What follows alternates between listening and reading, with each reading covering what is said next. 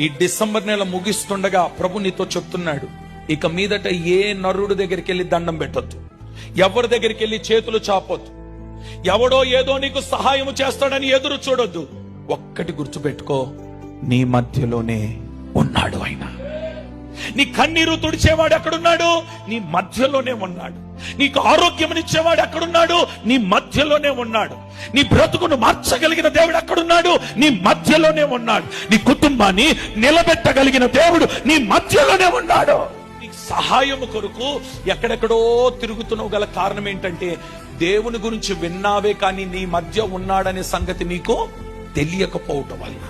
నీ పరిస్థితులు ఎలాగున్నాయనంటే, ఎంత కాలము మందిరానికి వచ్చినా దరిద్రము, శాపము నీ కుటుంబాన్ని తరుముతా ఉంది గల కారణం ఏంటంటే, విన్నావే కానీ నీ మధ్యలో ఉన్న దేవుని కన్నులతో చూడలేకపోతున్నావు.